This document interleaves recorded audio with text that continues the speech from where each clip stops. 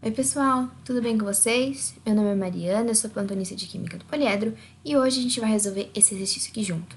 Bom, gente, antes de eu começar de fato a resolver o exercício, primeiro eu queria deixar uma coisa muito clara sobre esse exercício. Ele é um exercício difícil, porque ele pressupõe que a gente lembre de uma fórmula que não é comumente muito utilizada nesses exercícios, tá? Geralmente, quando a gente resolve exercício de equilíbrio, a maioria a gente não precisa utilizar essa fórmula, mas para esse exercício a gente vai ter que utilizá-la. Então, por isso é um exercício muito difícil, tá? Mas vamos entender como que a gente vai ter que resolvê-lo então. Vamos lá. Ele fala o seguinte, né? Em um reator fechado, mantido sob pressão de 6 atm, encontra-se o sistema gasoso em equilíbrio a 300 Kelvin. Ele fala o seguinte: as quantidades dos participantes no equilíbrio são 1 mol de oxigênio, 2 mols de dióxido de enxofre e 3 mols de trióxido de enxofre. Bom, esses valores, né, de número de mols são dados no equilíbrio, então a gente não precisa se preocupar em fazer aquela tabelinha, né, para encontrar quais são os valores do equilíbrio, porque eles já estão dados.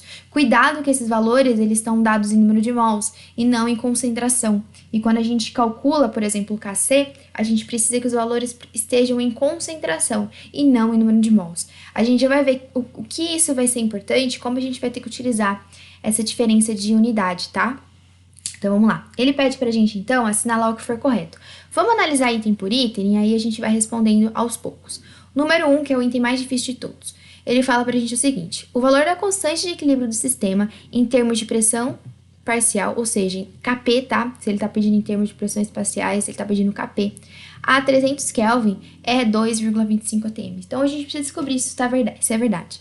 Bom, eu disse que esse exercício era difícil porque ele pressupunha que a gente lembrasse, né, de uma fórmula um pouco não tão convencional, que é essa fórmula aqui. É a fórmula que relaciona a constante de equilíbrio, o Kc, com a constante de equilíbrio em termos de pressão parcial, tá? Então, eu tô fazendo essa relação utilizando essa fórmula. Essa fórmula deriva de um desenvolvimento matemático, que a gente usa PV igual a NRT, mas assim, não vamos abordar isso, tá? Mas a gente precisava lembrar dela para conseguir resolver esse exercício. Como que a gente vai utilizá-la e por que a gente vai utilizá-la, né? A gente vai ter que utilizar ela pela seguinte questão.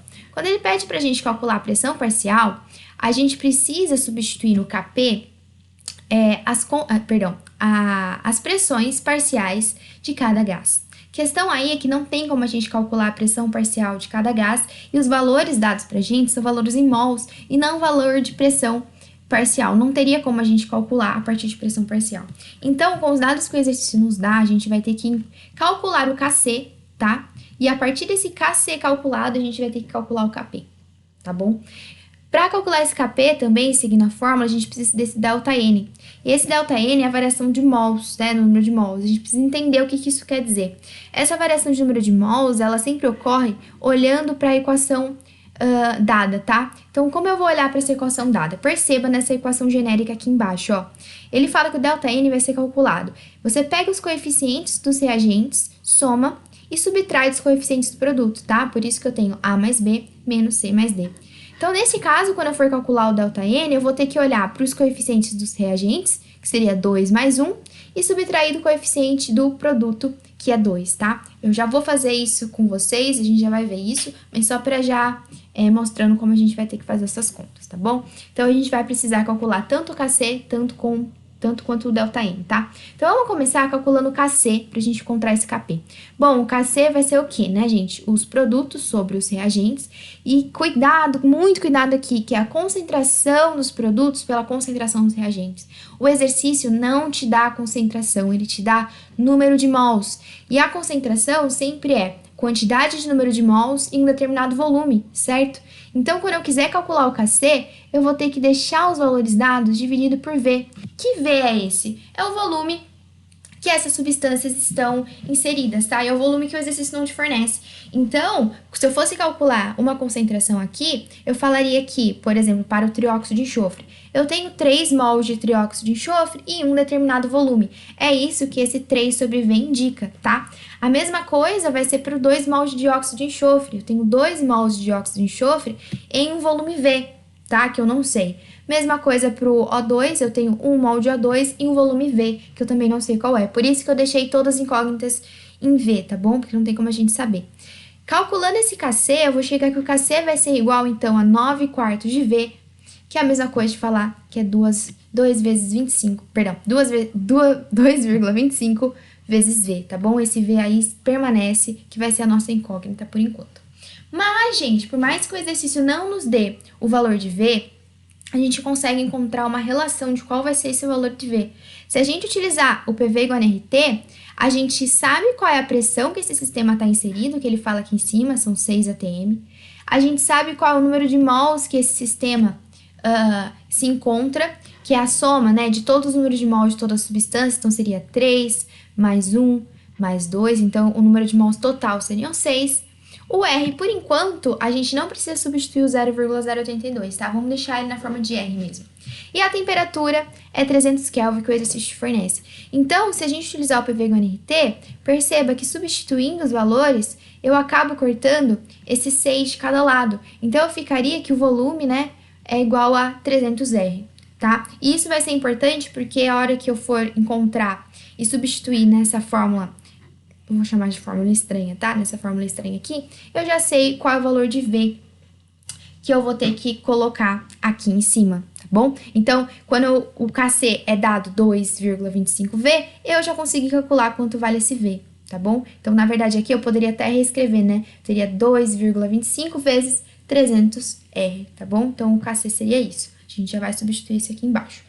Então, o que falta a gente substituir para encontrar todos os valores que eu preciso colocar na fórmula que eu encontrei lá na frente? Eu preciso calcular o ΔN. Como eu disse para vocês, a gente vai olhar para os reagentes, né? Somos coeficientes dos reagentes, 2 com 1, 3, menos 2, que é o coeficiente do produto. Eu chego com ΔN igual a 1. Bom, eu tenho todas as informações agora para eu poder substituir naquela fórmula inicial. O Kp é o que eu quero descobrir. O Kc eu já descobri que é um Kc 2,25 vezes V, mas o V eu também já sei que é 300R, então eu já substituí aqui, tá? 2,25 vezes 300R já substitui o Kc. O R, né, o R eu vou deixar em questão de R ainda aqui, porque você vai ver que vai dar para cortar, por isso que eu não quis substituir por 0,082, mas se você quisesse substituir também você ia ver que ia cortar dos dois modos. E aqui o 300, que é a temperatura dada, elevado a menos 1, porque a fórmula fala que é elevado a menos ΔN. Então, esse 1 aqui passa a ser menos 1.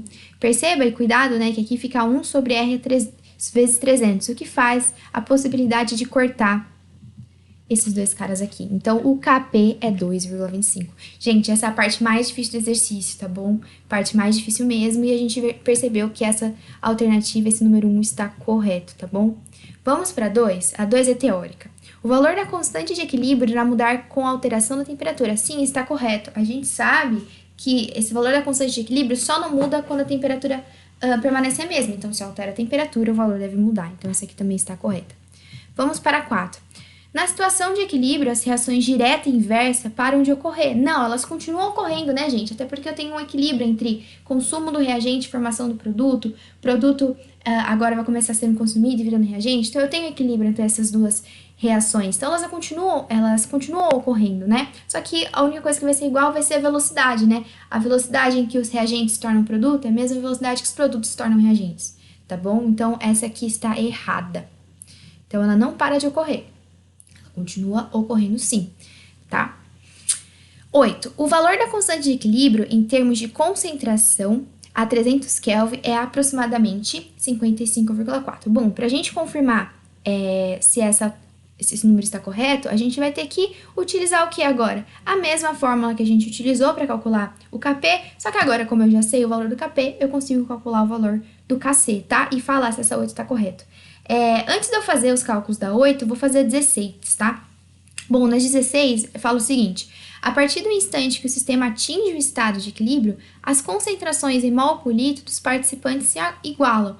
Não, né, gente? Atingir o equilíbrio, as concentrações vão continuar constantes. Por isso que eu tenho esse próprio equilíbrio, né? Então, aqui também está errado, tá?